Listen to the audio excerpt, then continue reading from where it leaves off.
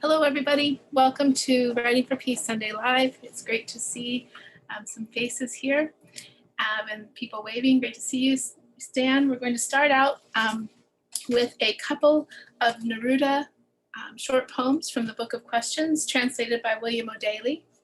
And the first one is number 7. Is peace the peace of the dove?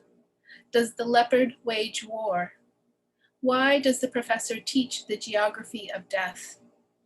What happens to swallows who are late for school? Is it true they scatter transparent letters across the sky?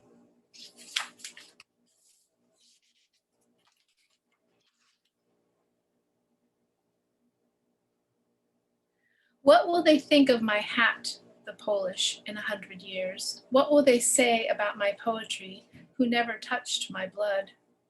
How do we measure the foam that slips from the beer? What does a fly do, imprisoned in one of Petrarch's sonnets? And that's from Neruda, the Book of Questions, translated by William O'Daly. We have, I'm very, very excited. I'm excited all the different readings because I get to spend Sundays with lovely humans, wonderful writers and creators. But this evening we have Octavio Quintanilla. He is the author of the poetry collection If I Go Missing from Slough Press 2014 and served as the 2018-2020 Poet Laureate of San Antonio, Texas. His poetry, fiction, translations, and photography have appeared or are forthcoming in journals such as Salamander, RHINO, Alaska Quarterly Review, Pilgrimage, Green Mountains Review, Southwestern American Literature, the Texas Observer, Existere, a journal of art and literature, and elsewhere. His Frontextos, visual poems, which are breathtaking, have been published in Poetry Northwest, Borderlands, Texas Poetry Review, Midway Journal, Goldwake Live, Newfound, Chachalaca Review, Chair Poetry Evenings, Red Wedge, the Museum of Americana, About Place Journal, the American Journal of Poetry, the Windward Review, Tapestry, Twisted Vine Literary Arts Journal, and the Langdon Review of Arts in Texas. Octavio's visual work has been exhibited in the Southwest School of Art, Presa House Gallery, Equinox Gallery, the University of Texas Rio Grande Valley, Brownsville campus, the Wesleco Museum, Ana Reyes Gallery, Our Lady of Lake University, Allstate Almaguer, sorry if I'm butchering that one, Art Space in Mission, Texas, El Centro Cultural Hispano de Santa Marcos, the Walker's Gallery in San Marcos, Texas, and in the Emma S. Barrientos Mexican American Cultural Center, Black Box Theater in Austin, Texas. He holds a PhD from the University of North Texas and is the regional editor for Texas Books in Review and poetry editor for the Journal of Latina Critical Feminism and for Voices de la Luna, a quarterly literature and arts magazine. Octavio teaches literature and creative writing in the MA, MFA program at Our Lady of the Lake University in San Antonio, Texas. It's a long mouthful, but very important to me to read all of it. So please welcome Octavio. So glad that you're here. We start out with a question, that standard question that for those of you who attended other readings, and that is, could you please share with us a formative book or books from your youth? And you get to define where youth starts and stops.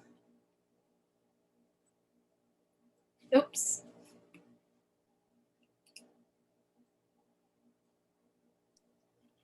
Hi, can you hear me? Sorry. Yeah. First of all, thank you for inviting me. Thank you for the work you're doing. And I was stressing out about being on mute. So can you ask that question again? Yes, I'm so sorry. And if you need to mute again, just let me know. That everybody should be muted, and so, but you're not supposed to be. So apologize for that. The question is, can you tell us about a formative book from your youth, a book or books? Some people have more than one, and you get to define when youth starts or stops. So. All right, cool. Well, if I go back to my formative years as a kid, I used to, well, first of all, I think it was not a book. It was just my grandfather's stories. You know, I grew up in a house where, you know, the first 9 years of my life, I lived in Mexico and visited my grandparents, and in ranches where there was no electricity, people would sit around at night after dinner and tell stories. You know, so I grew up with that oral tradition of listening to stories, listening to songs, gossip, poetry. So I think that was a big influence on me as a writer and just an overall creative. And then once I started reading, I would read a lot of Mexican, what do you call it, graphic novels, you know? Yes. Popular Yes. graphic novels that were inexpensive and that you could pick up almost anywhere. And my mother knew that I loved to read them, so she would always be exchanging graphic novels with neighbors and people that had them, you know. So, you know, I really don't remember any of them. I just remember one called Libro Vaquero, which was about cowboys, you know, and what else? There was just a bunch of them, but I think you get the idea.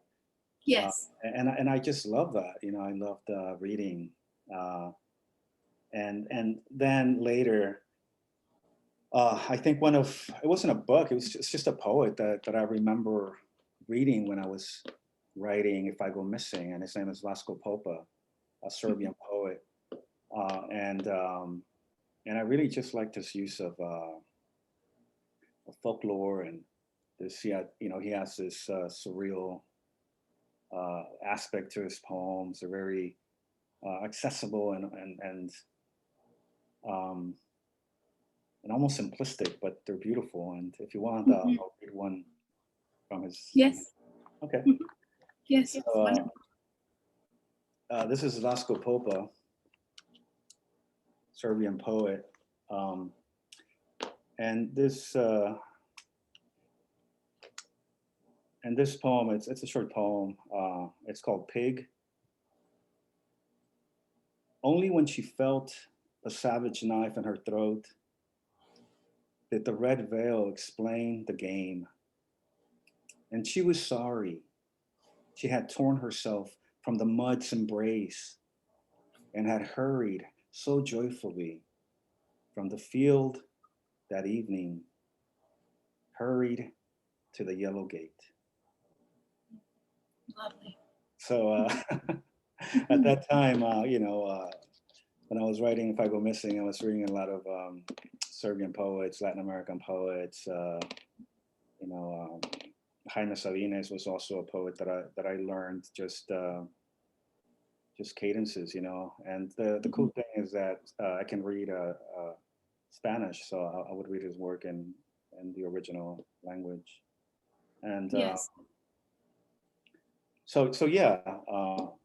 I mean, I'm all over. I love just reading, especially writers and poets from other countries, you know.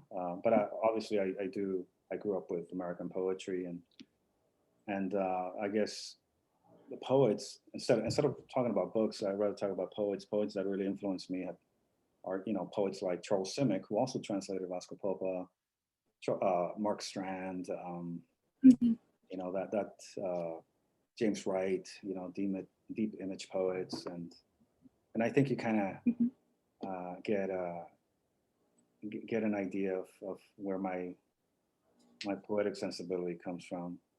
Yes. So I have a question. I was going to save it a little bit, but it's about language and first language. So if I understand correctly, you were born in the US, but lived in Mexico until you were about 9. Yeah. And with that in mind, I thought about when I was teaching ESL, and it was at pre-college and college level, as well as the writing. And it was to students all around the world. And some students would tell me that they would think in their first language and write in their first language and then translate it to English.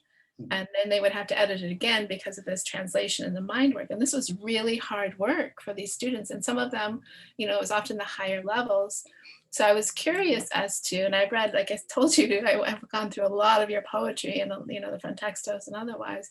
Do you think, well, one, what do you consider your first language because of being born in the US and living in Mexico? I was curious about that. But also, what language do you think in and write in? I think in English, but Mhm. lately, since 2018, when I started the Frontextos and working on them every day and uploading them to my social media, sharing them in my social media every day. As you know, almost all of them are in Spanish. Yes. So now I find myself also thinking in Spanish. It's really hard for me to go back to before I was 9 and say that was my first language. I guess technically it is, but I really started thinking and and forming complex ideas or more complex ideas about the world with English. That's how I got introduced to a lot of the writers that influenced my way of thinking, like Emerson, Thoreau, and all those writers. Mm. So before crossing the border to come back to Texas to go to school here in the United States. Before that, when I think about those memories, um, I think in terms. I think about them in an emotional manner, like the Spanish that I was using then is connected to emotion. That language is connected to emotion, Mm. to to not just joy of living with my parents, but also of grief when I had to leave them to come to the United States. They stayed behind. Uh, Yes. so I was basically, I came to live with my grandmother, and my parents stayed behind. So there was a lot of, I guess, grief and sadness too. So Mhm. when I think about that time period, a lot of it's connected with emotion, as opposed to now that I can. And that's another reason why I started writing the Frontextos in Spanish, because I wanted to recuperate that language that is associated with me with emotion and feeling. It's just another way of life, another living, and it's like I have two beings inside of me going back and Mm. forth. Um, Yeah. and right now, I mean, I can claim that. I mean, it's English. This is how I overall navigate the world. But I can speak Spanish. I can speak Frontera Spanish, Borderlands Spanish, and by writing poetry in a more formal manner in Spanish, I'm teaching myself more formal ways of speaking Spanish, which allows you to be in different spaces. You know. Mhm. So, Mhm. what's my first language? I think. I mean, in terms of emotions and the heart, it's Spanish, and intellect, it's English. Yes. Thank you for that generous answer. And I think that it's so important, this work in your Frontextos, and that it is and is in Spanish. And I'm not teaching now. I wish I was, because I would be using your Frontextos to help, teach, and especially my lower levels and connecting. So Right. um, there was a question in the comments, and that is, what part of Mexico did you grow up in? It's in Tamaulipas, by the border of. It's a small town, municipio de Villamainero, Tamaulipas. It's close to the border of Nuevo León. So if you place yourself at McAllen, Texas, in the borderland, 4 hours south of San Antonio, and from McAllen you drive south. It's about 4 hours from the border, 4.5 hours south. It's So yeah, so it's a beautiful. I haven't been down there like in, I don't know, 15 years. It's maybe like, it's been a while. When I wanted to go, uh, you know the cartel war was at its height. So it was really hard to go back there. My parents still have a home down there. Uh, Mhm. my father is no longer here with us. You know, he died in 2015, uh, but they still have a home. My father's farmland still down there. He was a farmer. Mhm. Um, so there's a lot to go back to, but I just haven't. When I wanted to go, after I got my PhD, my dream was to go back there and start some type of writers' colony. You know, invite friends Yes. to come down there, and the beautiful Sierra mountains are there Mhm. as a backdrop. So it's beautiful, but I'm hoping I go back so I can write about my experience of immigration and displacement in a Mhm. more authentic manner. Yes. Yeah, I hope you make it back soon. And I know that everyone's looking forward to hearing some of your poems too. Would you mind start reading some poems for us? Yeah, I'll read some poems. I'm going to I'm going to read some new work, and if there's time, I'll read some from the book. But I'd rather read some of my new work. And you started with questions, poems, or lines from Neruda, questions. And I have a very short poem. It's called Six Questions to Ask My Daughter the Day After She's Born. 1. How do I leave my body and return to it at a later hour? 2. Is solitude married to loneliness? 3. Why am I disgusted when I see in others aspects of myself I love? 4. Is it true that things exist outside of me? 5. Why does my shadow lean against me like a widow needing comfort? 6. In what part of the brain does God exist? So that's sort of new. Those are new poems. um, Mhm. I'm gonna try them out on you. Oh, wonderful. Well, this is another way to revise for me. Just reading poems out loud. Mhm. Um, this one's called "I Sing to You." All of my past is brittle and wet, a sadness not big enough to contain me. And so I'm here, trying to pick up an eyelash with the tip of my finger, trying not to break like a window no one ever looked out of.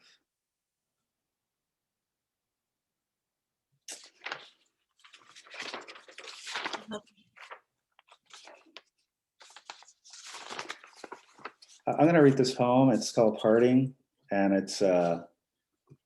think it's like the main poem in my new collection of poetry that I've been working on. And this poem speaks to that experience of a lot of the poems in this new collection have to do with memory and going back to, like I said, going back to Mexico and just mining and digging up memories that can make up interesting poems. And this one's Parting, and I'll read it, and I think you'll get the sense of what it's about. Parting. Okay. There was a time I had no word for darkness, and so I said darkness. I had no word to say devotion, and so I said two sons grieving one mother. A time came when our parents sat under a tree and cried for us, their sons on their way to a new country. When I tried to return to my boyhood, sometimes I end with my head on my mother's lap. I love that poem. I came across it today. Oh, I thank you. was hoping you would read it. Yes, it's Thank you. beautiful. Mhm. Here's an untitled poem. When you die, I'll cover the mirrors with your favorite dress. Cover the suicides with a moss of evergreens. Branches in the air mean the trees bear witness. They see it all. the drowned end their journey at the foot of our doors. Have you named the distance that misses you? With my ear on the ground, I hear your prayer, you about to die in another country.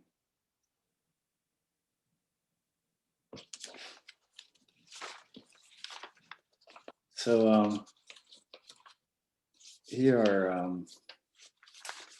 are some more new poems. Thank you. The past. So yeah, the new book, has poems that relate to my memories of living in Mexico, like the ones I kind of just read, but also about relationships and about my father's death. So that's the kind of variation of poems and themes. This one's called The Past. Is there a working title yet? No, I mean, the manuscript has gone through like 20 titles and they're not sticking. Understandable. Yes. So I'll wait until the end. Yes. Worry about it. The past. When we need to disappear, we rent crappy motel rooms, thinking no one who knows us will see us. In the quiet, I tunnel into your center. I think of your last love. 6 months have passed, and I can't help but feel he's with us. How long before he gets tired of watching and leaves us forever?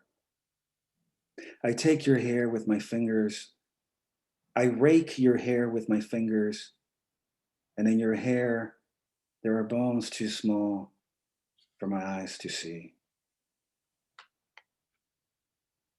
Wonderful. Mm-hmm.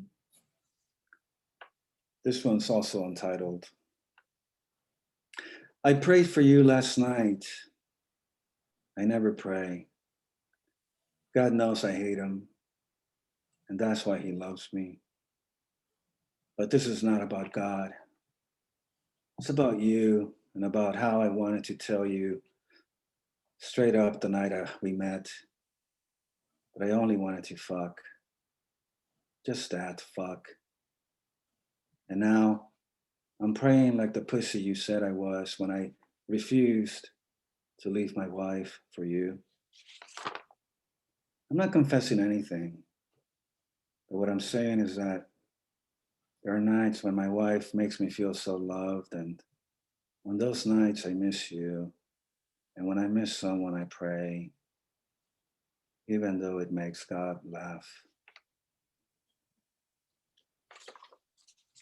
More poems, or you got a question or anything? Yeah, how about one more? I have plenty of questions, but okay. I know that we're really enjoying these new poems. People are clapping and responding to them. I can see them in the windows. This one is Love of My Life.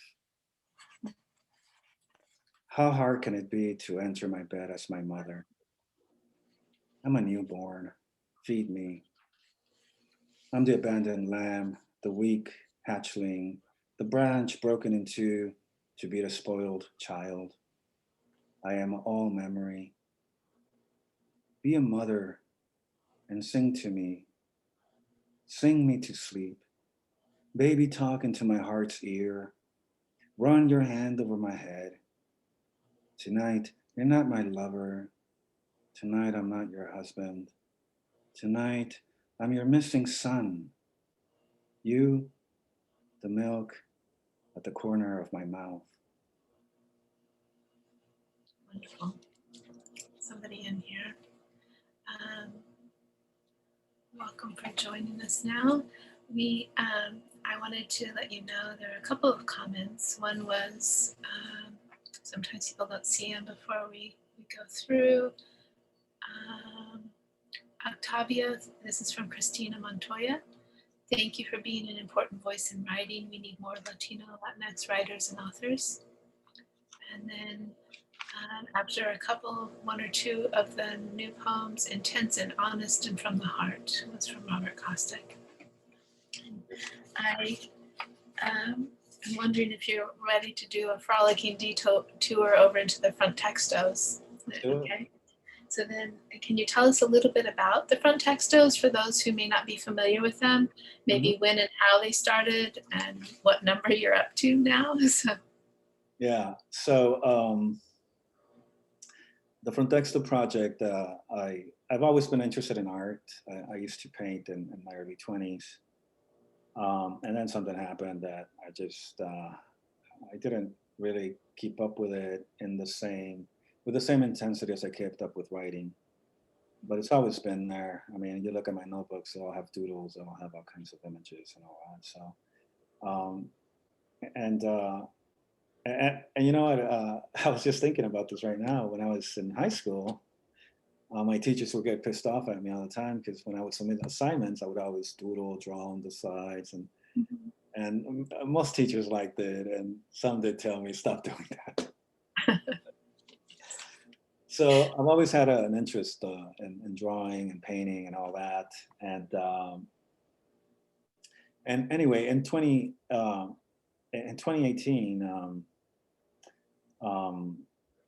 I started.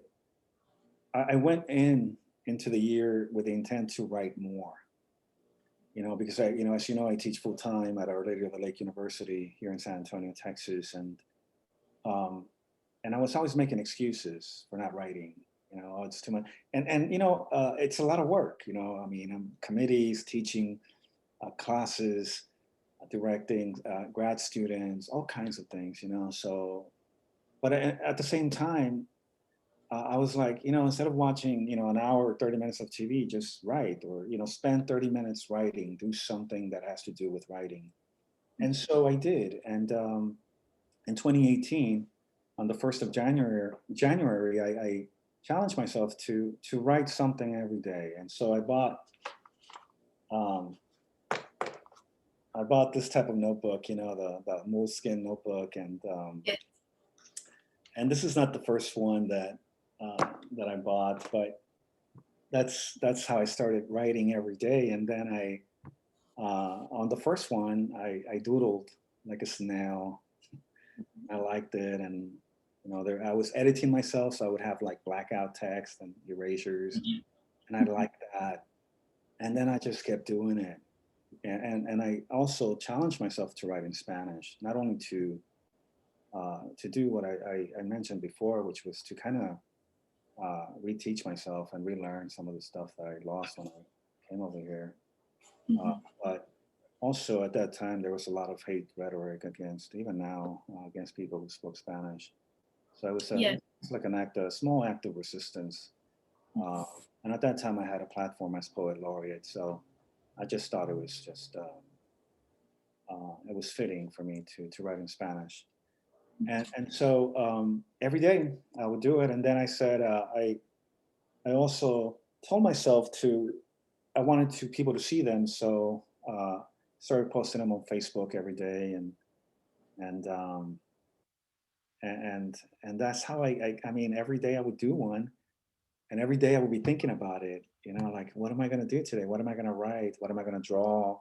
And that was exciting because I would teach, and right after I'll be like, or I would get ideas. Like everything just became more, everything I did became part of the creative process. And now I don't have to do one every day. I work on them every day, but I have plenty already done that I'm not stressed about, oh, what am I going to upload today? What am I going to post? Because that's part of the exciting part, that you share them with others, and your audience, if if I can say that, if I have an audience, they expect them. Yes. Well, and that's how we met, right? That's how we met. Yes, that's right. And so that's how the Frontextos were born. And now I'm and oh yeah, I was doing them in small notebooks, and then I started doing them in paper. As you can see, I'll always have them around because this is where I draft, this is where I write essays, because they become part of the texture of the Frontexto once I start drawing or painting. And now recently, I started painting or doing them, the Frontextos. I want to call them Frontextos. I think I'm a poet more than anything. Um, on canvas. You can probably see some of them here behind me. Yes. You know, Yes. they're bigger. Mhm.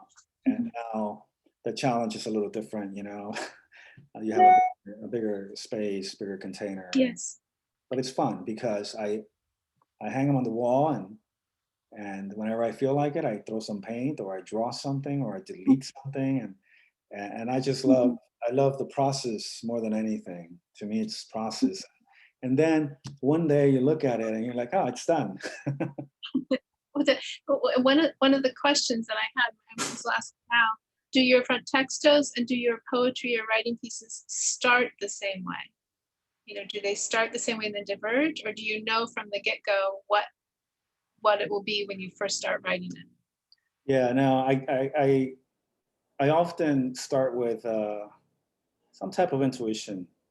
Mhm. You know, the written poem text, the more, I guess, lyric traditional poem. It always starts with some type of image, a metaphor, a simile. Often starts with just a speck of memory that is going to resonate as true for me in the poem, and then after that, I have no idea where it's going to take me. Um, I was just talking about this in some other reading or conference about how, for me, a poem begins with something that I will recognize as being only mine, because that's going to make it true for me and emotionally resonant. After I write that down, the poem can go anywhere. You know, that becomes fiction. It becomes a poem. Mhm. And as far as the frontextos, often you know, it just depends, varies too, because last night, I don't know if I have it here. uh, I forget, I don't know where it is, but last night I was watching TV after a long day, the news, and I have my notebook, and I just start doodling, sketching, drawing, Mhm. and then I notice something, and I'm like, okay, I know where this is going to go. And Yes. often it's and often and sometimes it's very intentional. I know exactly what I'm going to do and why, and and I try different techniques on how to bring that out that I want to bring out, you know. But I do want to say that overall for me it's play, Mm. it's joy, it's there's no pressure, I wonder. unless I only feel pressure when I get somebody commissioned something. Oh, yes, I can imagine. Kind of like that pine cone for my daughter. Yes. Yeah, like because I'm no longer thinking about myself only, but I'm thinking about, wow, shit, I wonder if they're gonna like it, you know, and that's. Yes. But at the same time, if anybody wants me to do anything for them, they should know my style, you know. Yes. Yeah. Well, how about if I share my screen here, and we'll show some of them, some earlier ones, and then some later ones, and then how they can access them or maybe buy them if they're interested. So Yeah. let me go to let's see, what's it? I'm gonna do share screen, and no, let's see. So here.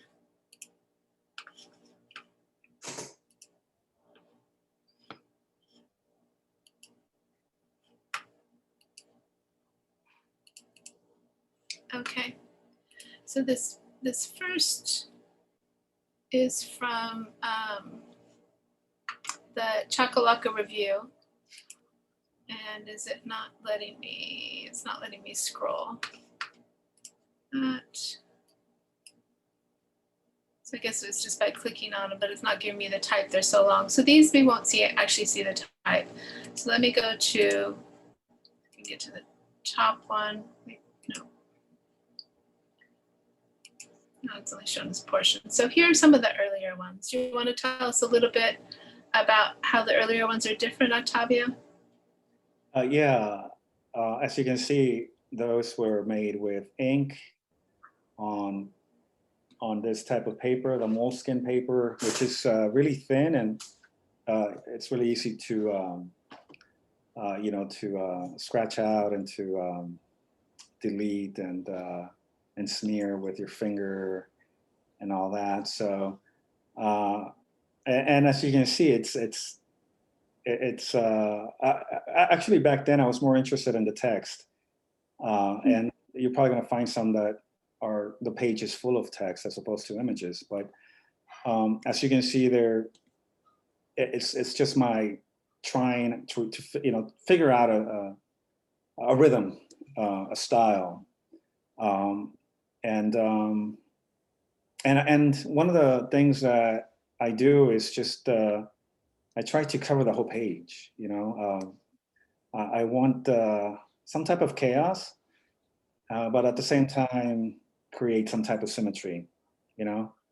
Um, and as you can see, I really like how, in this case, you can tell that the image came first, because then I put the text around, and Yes. I just like how I guess the space that the image takes dictates how the length of the poetic line, and So for myself, I spent many credits with William Blake's work, and I studied illuminated manuscripts, and that really influences the relationship of the image and the type on the page, the amount of white space and balance. right. And I know that you said earlier there's no like formalized training as far as an artist, but have there been some that have influenced you just by your consumption or enjoyment of their work?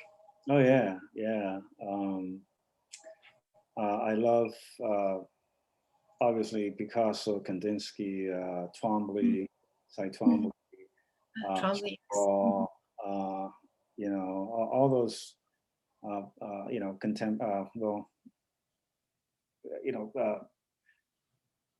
Russian expressionist painters,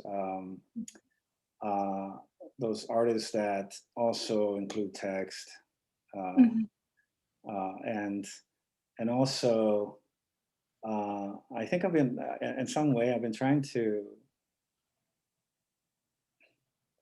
Obviously, I'm trying to develop my own style, but you can see throughout since 2018 how I try different styles, Yes. and I try to incorporate different elements. So, in terms of texture, color, just different juxtapositions and combinations of images and text. And in a way, you start developing hopefully your own style. And I don't think I'm there yet, because I'm still learning, I'm still in process. But yeah, my visual work is definitely, it comes from different traditions, and also lately I've been like studying quite a bit on like the Mexican muralists, like Siqueiros and Rivera, and recently I've done some work, not necessarily influenced by them, but definitely echoing aspects of technique, right? And Yes. Well, in some ways, I hope you don't get your own style, because I love, I love how, I don't know that necessarily I would even call it an arc, but like the breadth of your work and looking through it, and just the exploration of the different, whether it's the strokes or the paint or the medium or the colors. I mean, here's another one, just so vibrant and so much movement, and an unexpectedness on the page. And I think that maybe that's this, a style, not having a style. yeah, maybe so. But for me, as a poet and a writer and an artist, they evoke duende for me. And I think I told you that early on through an instant message, and you probably thought I was some random weird woman, sending you the message however long ago. But it's the language, and I don't know Spanish. I started learning it before Sam died, and I'm not very good at it at all. Very, very minimal Spanish. But the whole layering and the brevity, like I said, some of these remind me of Neruda's questions in a way, but they are stunningly beautiful and so different, each on their own. So I want to get back to some of your other writing. I mean, Frontextos is a very important part of body of your work, but I want to get back to having you read again. Okay. But Yeah. you can hear some more poems, but I want to mention, like, I think we're almost to the bottom here. Yeah, and unfortunately, those Frontextos published at the early journals, when I first started publishing them, the quality of the image is not that great because I was taking photos with my phone. Now I obviously scan them high res, so they look better, you know. Yes. But yeah. Well, I mean, I think fortunately we can share them in this way to give people a good idea and an understanding. So this one was at the American Journal of Poetry. I wanted to show to everybody, this is Octavio's website. And if you go to, let me move the chat on mine, move this over here, the viewing window. If you go to the purchase section, you can view the Frontextos by clicking on this through Dropbox and look at a whole bunch of them. And I encourage you to do so. Everything in the Dropbox, almost everything, it's the new work that I've been doing since San Antonio, since the COVID.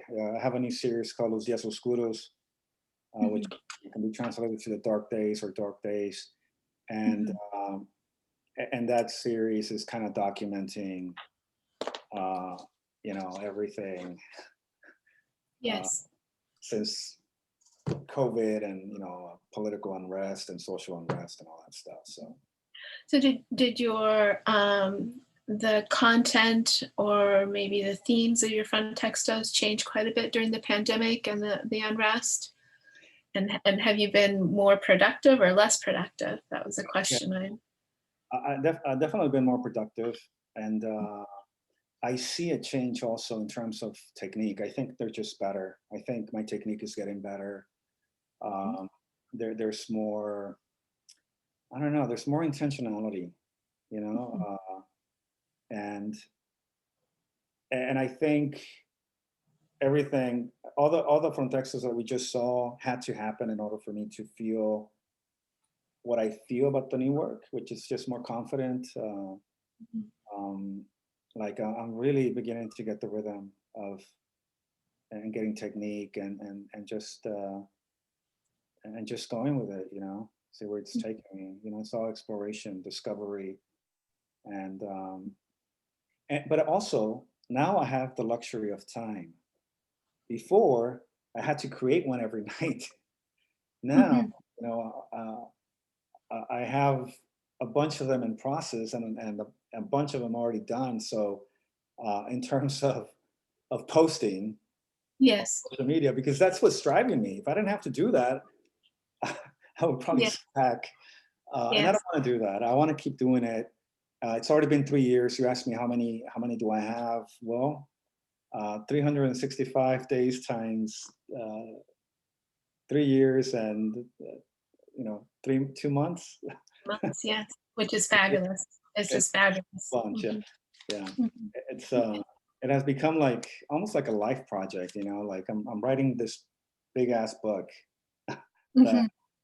that's probably not going to end until I die. So I will be here until I die, viewing all of them and appreciating them. Yes. So we have officially we have about 10 minutes. You don't have to end right at 6 o'clock. After 6 or a little after, it can go 6:05, whatever. If you have several poems or a handful of poems, just go ahead and read them. And then we'll open it up for people to ask questions and say hello after that. And there'll probably be an announcement for the anthology too, I'm thinking, maybe. Yes, an announcement about the anthology and submissions if people are interested. Okay. So what would you like to read for us? I'm See.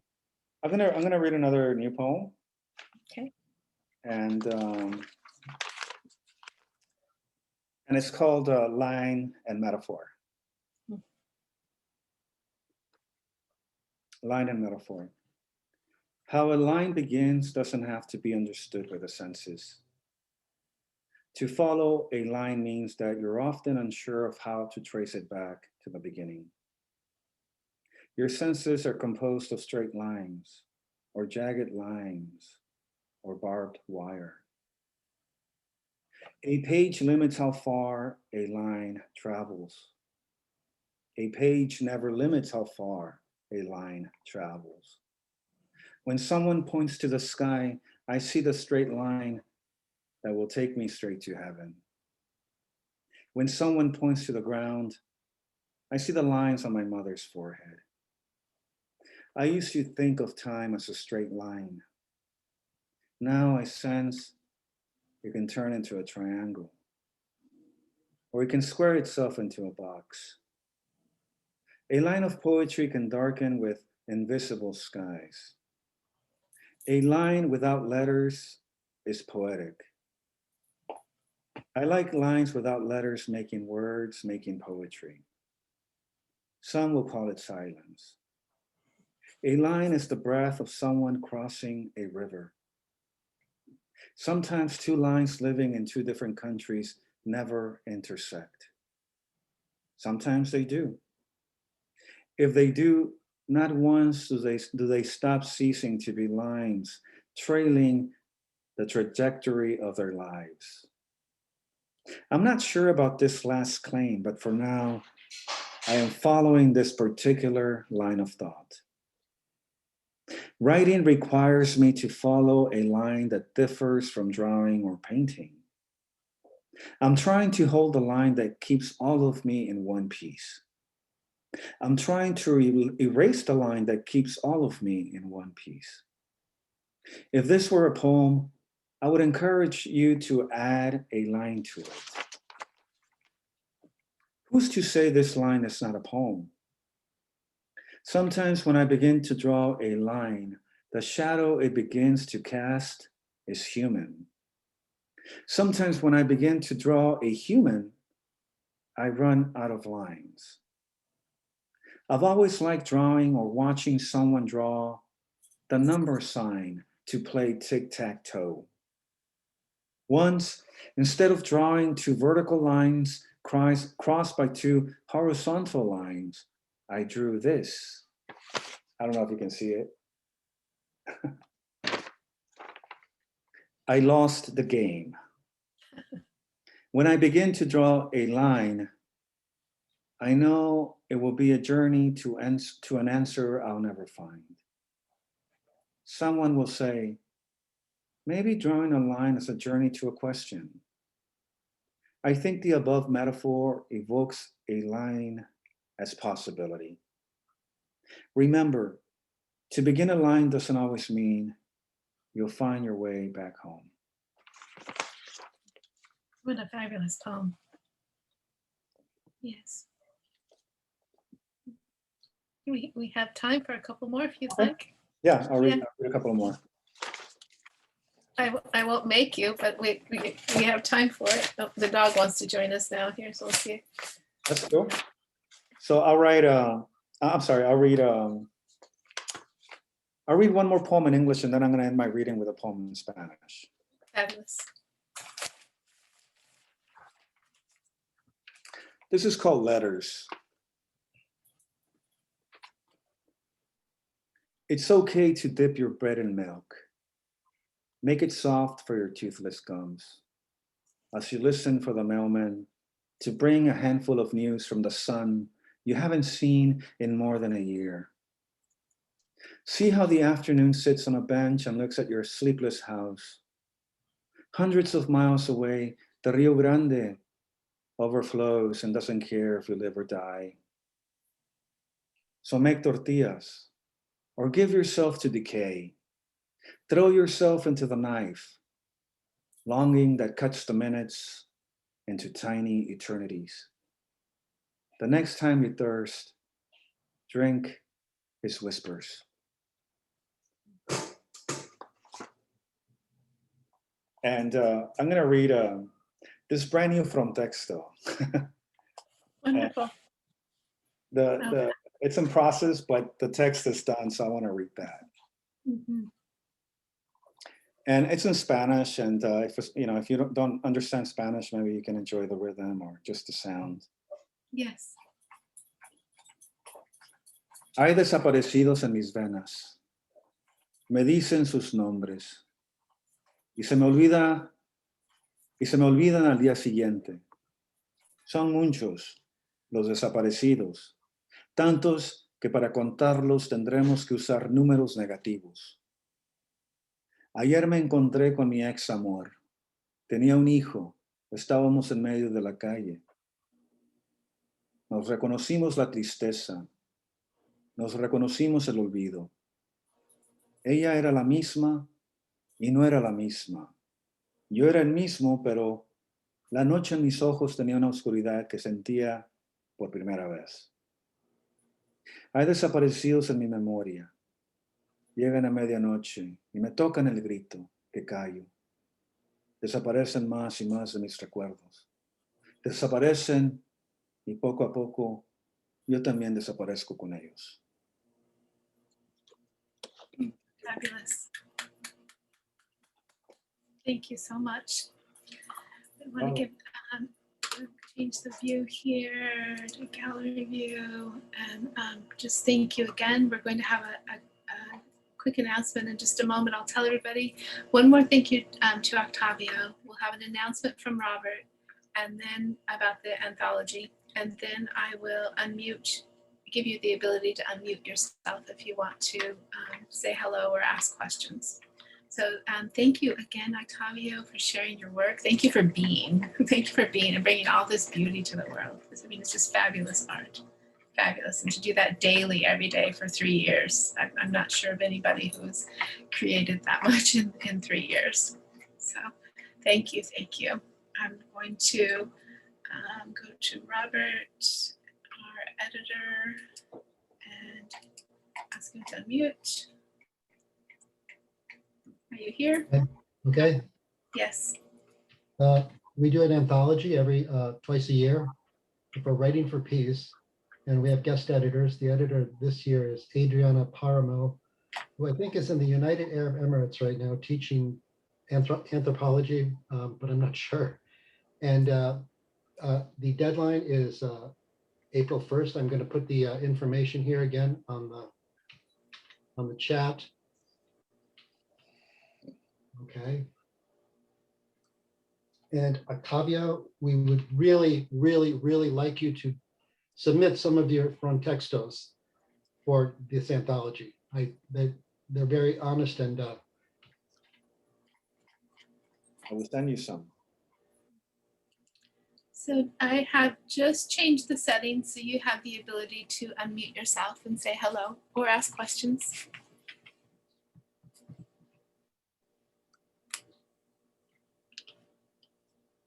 Octavio, a lot of your poems seem to be about things or feelings or states of mind that can't be expressed in language.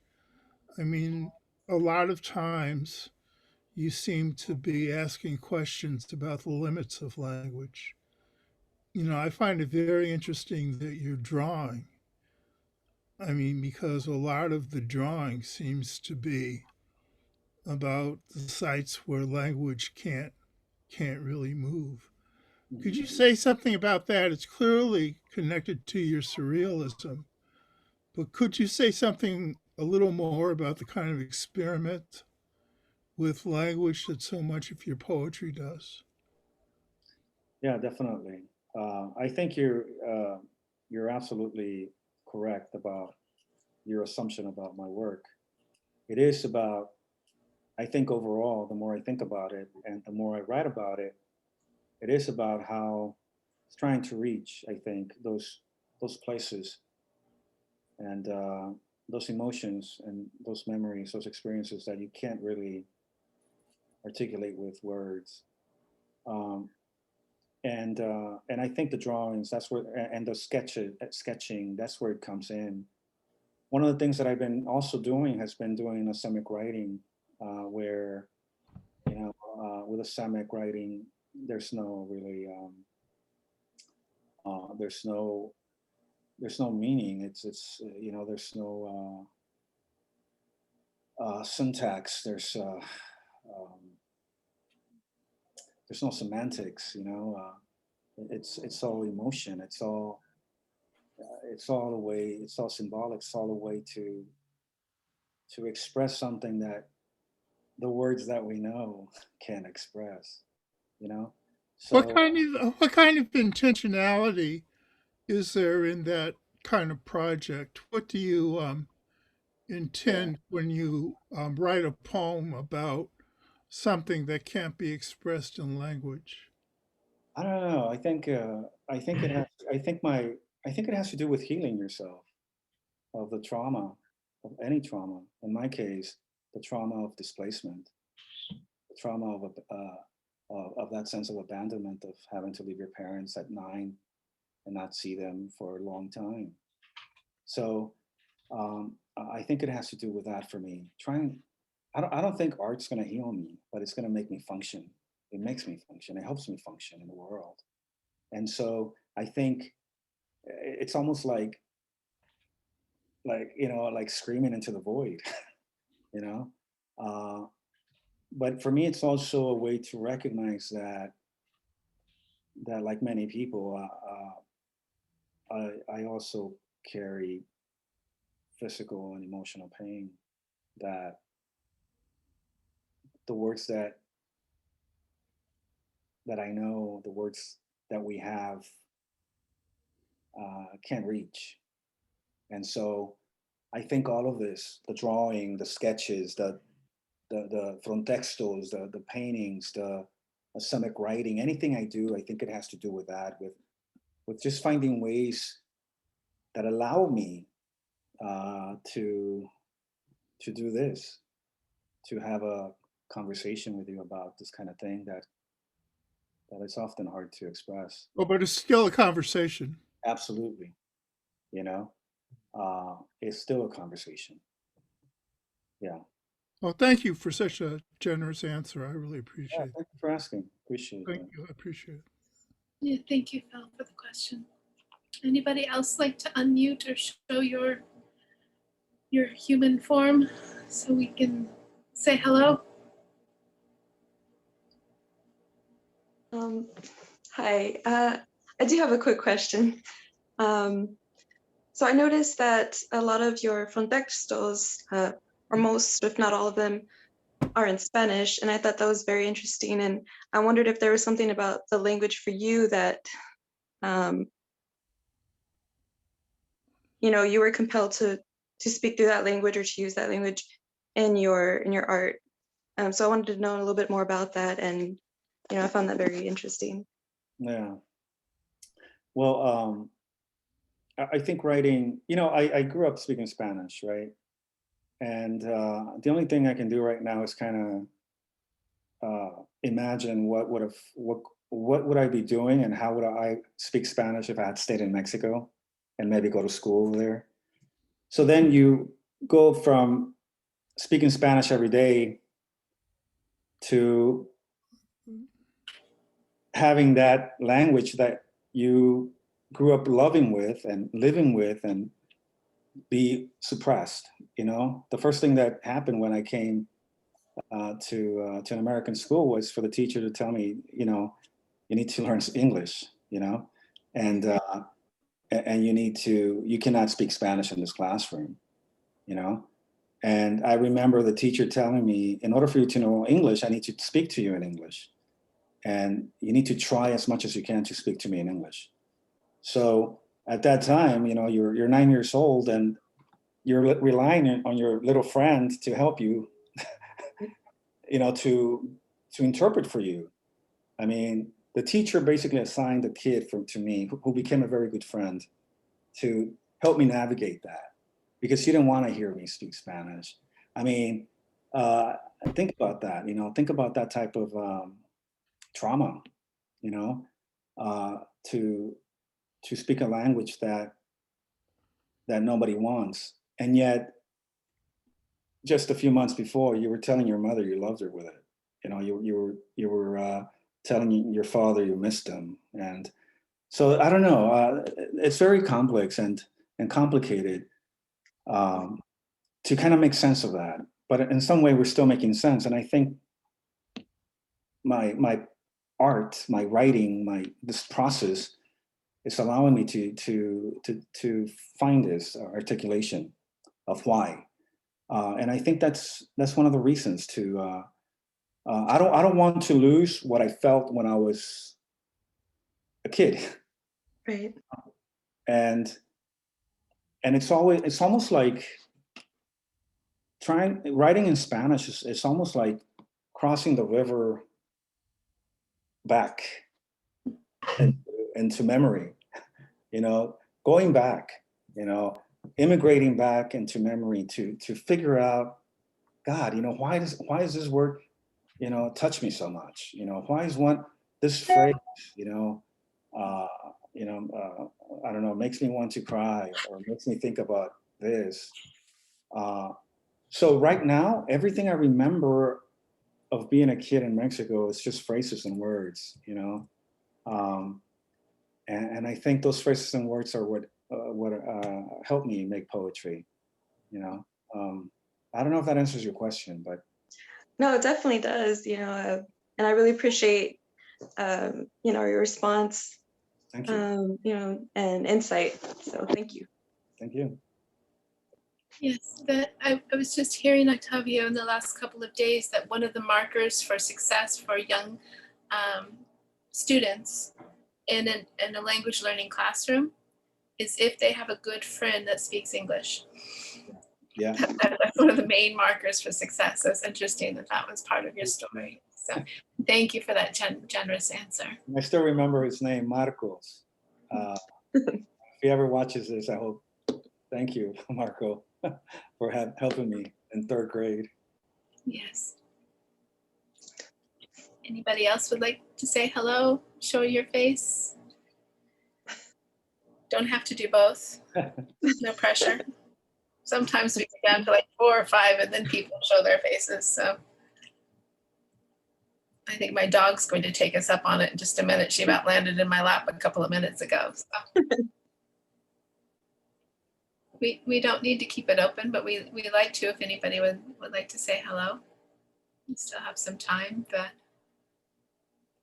here, I'll turn my video on too. Can you hear me? yeah. Yes. Yeah. Okay. Octavio, thanks for sharing. I really enjoyed this tonight. You know, my fiance has a very similar story. He came to the country, I think, when he was 9 as well, either 7 or 9. And this really, it almost made me cry because this really opened my eyes to a lot of the same feelings that he has on a daily basis, you know, and his mom is here, and a bunch of his siblings. But the stuff he told me when he came to the country is very similar. Like immediately he had to learn English. And I think another thing is to like stuff the feelings, you know? So like just English is now your language. We don't care about Spanish, you know, and just stuff everything down from the beginning. That's what he got. And I think I'm going to show him your work and stuff because I think to this day, he struggles with feelings, you know, and expressing them. And he's actually an amazing artist as well. And I think he got to get some of his feelings out that way, but still, I think struggles with that. So thank you. And you've really opened my eyes to some of the stuff that you guys have had to deal with. So really grateful to be here. Thank you for that. And also, I really haven't said the word, but all that process of assimilation, there's also everything, in order for you to assimilate, everything that you are is shameful, you know, they make you feel ashamed. Yeah. Spanish, and that, and I think that's also part of this journey of getting to the point where you own it and you're open about it, and I think that's why that's another reason why I write in Spanish, the new work, the new Frontextos, to kind of, you know, give the middle finger to the whole system. Beautiful. Yes, I love it. I love it. And I love it when he speaks Spanish and I'll be like, slow down. He'll be like, "Ba-da-da-da," and I'm like, slow down so I can learn to talk so fast. So it's wonderful. Don't ever stop that. That's beautiful. Thank you for joining us. I don't know your name because it just pops up as iPhone, and I don't want to say thanks for coming, iPhone, but thank you for sharing. I'm Angela, and actually I'm Carmel's daughter. Oh, Angela, it's nice to meet you. Oh. I don't normally look like this, which is why I had my camera off. So thank you for coming. I've been sending you all love. So thank you. Thank you. Stan, I love the reading, and I love the graceful combination of graphic and word. It makes me think of William Blake suddenly, although you're not a prophetic guy. He did that, and many others have done that. And I love the artists, Guerrero and others you're taking off from. Do you happen to know Richard Rodriguez's Hunger of Memory? Yes, I do. Do you have it? Do you have thoughts about it?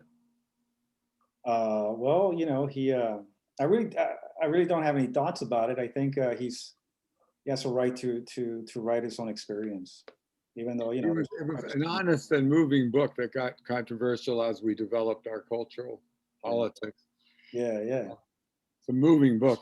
And I hate seeing fine writing where you bare your heart, criticized on abstract political categories, but that's where we are. More recently, do you know our friend Tina Schumann's book, Two Countries, an anthology of daughters and sons of immigrants? It might interest you. It's a more contemporary. Okay, I'm not familiar. I really like your work. You're an honest, decent, talented guy, and I wish you very well. And I'm actually an old friend of Naomi Nye, which probably, like William Stafford, everybody in America who's a writer can claim to be their friend, but I didn't meet her when she really was looking for a publisher even. And we've been in very deep touch over the years. So I know you know her. I do know her. You know, she's my best friend. No, I'm kidding. Great. But I know, you know, she's part of the, you know, I mean, we're all part of the San Antonio community. We share intimately, and I love that. We could use more genuine intimacy in some of our own poetry, I think, and the influence of some other cultures that can do that is useful, very useful. Thank you. Thank you, Sam. Thank you. Appreciate it. Octavio Stan has some fabulous poetry to check out. His last name is Stan Rubin, Rubin. Perfect. Yeah. Just friended me this morning when I requested him just the other day. Thank you. Yeah. I don't actually take everybody as a friend. I shouldn't say that. There's hundreds of ex-students and people I really like, but at some point I just decided that's enough, but I wanted you, so thank you. Thank you. Yeah, I look forward to your work. I was telling him about your fabulous work and writing. So thank you. Thank you for unmuting. This is Carl. Want to say hello? Nomás te quería saludar. Good reading. Hey, what's up, brother? Not much, man. Good to see you. Yeah, good to see you. Good to see you. Cantomundistas. That's right. Cantomundo.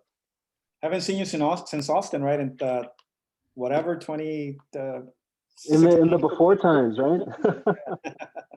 Yeah, it's been a long time. Hopefully, we'll get a chance to see each other again in the flesh. Definitely. I hope so. Definitely, man. Thanks. I like the new poems. Appreciate it. Definitely. Thank you for coming, Carl. Anybody else want to say hello or have any other questions before we close out?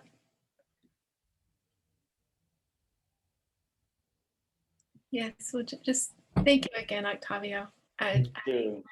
I'm so appreciative of your work and your presence, and it holds great importance for you to openly talk about the displacement and the pain that is caused, and then to write so beautifully and then the Frontextos that people can relate to just visually and with the words. It's very important work. Very important work. You're just such a lovely soul. And I'm so grateful to know you in this realm, and hopefully someday we'll meet face to face. Thank you all for being here, and thank you for having me. And I'll see you down the road. That sounds good. Good night, everybody. Thank you for coming. Thank you for your great questions, Phil. Thank you, Juniper, for another graceful hosting. I love the way you do it. Thank you, Stan. Have a good night. Thank you. Good night. I'll Good see night, you. everybody. Thanks for coming, Rebecca and Teresa. Oh, thank you. Goodbye, everybody. Bye.